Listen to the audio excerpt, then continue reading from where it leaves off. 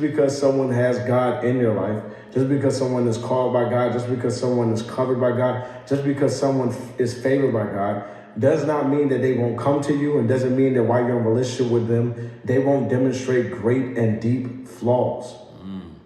This is why Paul says in 1 Corinthians chapter 13, he talks about love the way he does. It's not just for us to take out the word love and put the person's name there and say, ooh, is my new boo love? Is they kind? Do they forgive? Do they bear no records of wrong? No. Paul says this because he knows that you're going to be dating a person. It's in the Bible that it says the greatest Christian you could ever meet, the best thing they could ever do would be nothing more than filthy rags in the sight of God.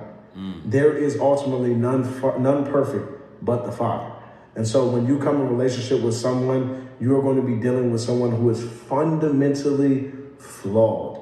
They are going back to 1 Corinthians 13, put you in situations where you have to be patient. Which means they're going to put you in situations where they work your nerves. Paul doesn't talk about kindness because, they're going to put you in situations where you don't want to be kind, where you don't have any good reason, psychologically, sociologically, and by anybody's measure, any reason to be kind to that person. That's why he's talking about it and calling it love. He talks about bearing no records of wrong because despite how called a person is, how baptized they are, how big the Bible they tote, or how many scriptures they quote, that individual will be somebody who will do you wrong. And you will demonstrate Christian love by bearing no record of it.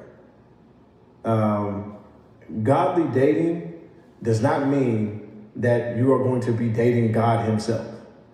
True, biblically based, godly dating means you're going to be in a relationship with a person who's going to be just as bothered by you and just as annoyed by you as you are going to be with them. And y'all both know that y'all are going to have to seek God to get through this journey called life until you make it to the other side. Everything else we're talking about is our psychological attempt to shelter our egos from the work it takes to be with someone whose fleshly inclinations, which don't go away because they're baptized or because they love the Lord or because they read the word, are going to injure our egos. That's just the reality.